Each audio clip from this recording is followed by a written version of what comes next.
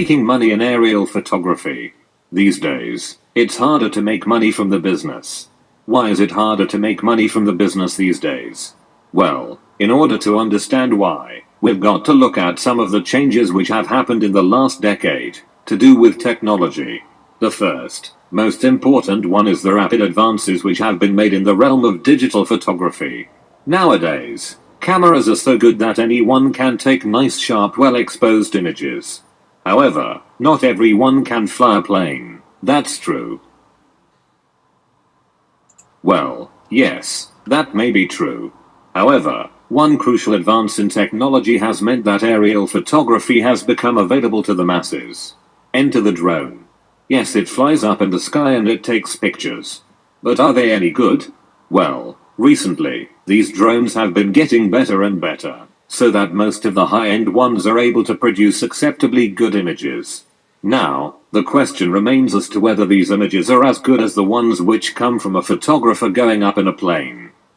When we consider the fact that a photographer who is physically holding the camera has the ability to frame the shot exactly, rather than relying on the limitations of using a drone, it suggests that a real photographer is more likely to produce superior images. For a start, most of the cameras built into drones have small lenses and tend to be wide angle, which means they may distort the image, whereas the professional photographer, using a digital SLR camera, has the advantage of using better interchangeable lenses, which do not distort the image. Generally, a professional photographer who has experience in taking aerial images is likely to get a better result than someone who has bought a drone and decides to attempt taking some aerial photos with it, without having a whole lot of previous experience. Now for the bad news. The end result of this new drone technology is that it has had a negative impact on sales. This means it is harder for the salesman to earn a living when doing the job of selling the aerial pictures. Back in the 90s, the business was booming. Then gradually, sales began to plateau, and, now, due to the factors previously mentioned, sales have in fact declined. In 1999, when the salesman turned up at the doorstep, the householder often asked, "Was it a fixed wing?" Now, in 2019, they often ask, "Was it a drone?" This is a common misperception. Now let's move on to a few other aspects of the business. Which types of property tend to do best with aerial photography? Well, one obvious choice is a detached property, with a nice plot of land around it. Semi-detached properties are also suitable, provided they are presentable in appearance. Bungalows with decent gardens can also be fine. Aerial photos of farms, pubs, hotels, and even some industrial-type units may quite often sell well. On the other side of the coin, there are some properties which should be avoided. Otherwise, when the salesman who is selling the photos turns up at the doorstep, it's almost a foregone conclusion that he will not get a sale. I repeat, he will not get a sale. So, when taking aerial photos, it's important for the photographer to realize that there are certain properties which he should definitely, totally avoid. Let's cover these now. The first is properties which are in the middle of being built. These look only half finished. They may not have anyone living there but are simply being renovated to be sold on to a new owner, who has no sentimental attachment to the place and would only be interested in buying a picture of it when the renovation is completely finished and the property appears pristine. So it's just not worth taking a photo of a building being renovated, unless someone has definitely said they want a picture of it. Here's another thing to avoid. When you notice a scruffy looking property which has a lot of mess on the drive or in the back garden, for example a skip on the drive, or bags of cement, building materials etc., it's far less likely that the picture will sell. As a quick example, the salesman will typically knock on the door and the householder may say something like, "Oh, it's a bit of a mess at the moment. Can you come back and do another picture at a later date?" Well, you know you can't. This is just frustrating for the salesman, who has no control about when the picture was taken.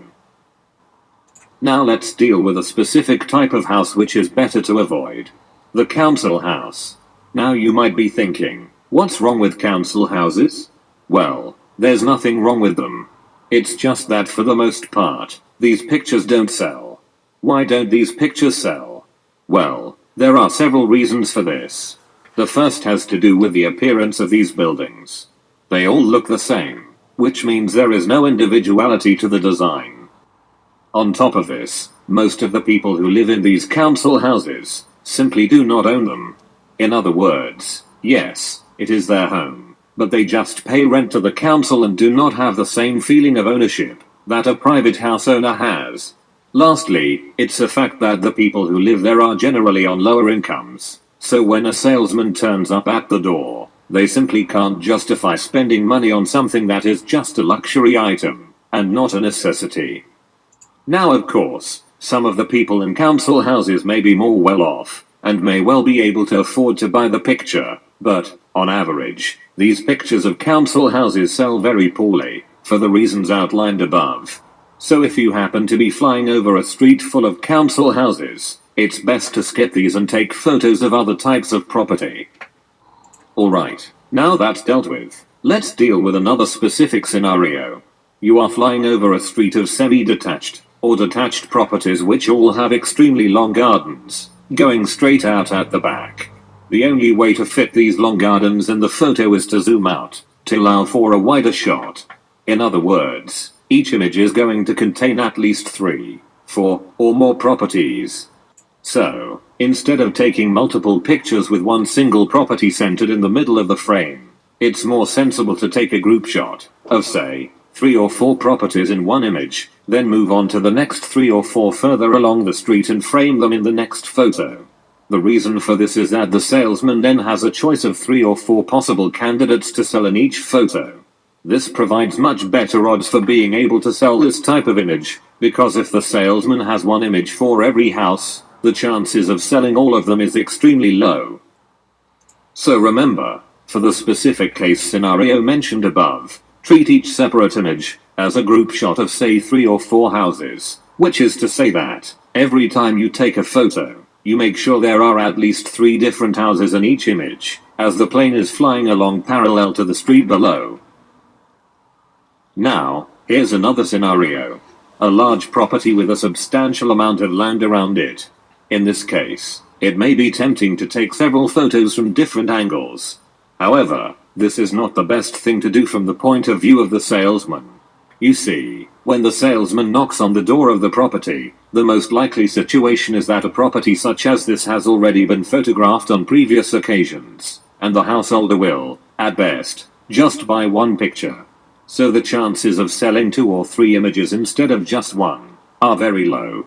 Best to take just one good picture. Finally, a big thank you to all the photographers who've been up there taking pictures. You guys have certainly produced some fantastic images over the years, and I hope you can continue doing so. As a photographer, satisfaction comes from what you are able to create, and it's these images which end up impressing householders all around the country. Well done guys, and happy flying!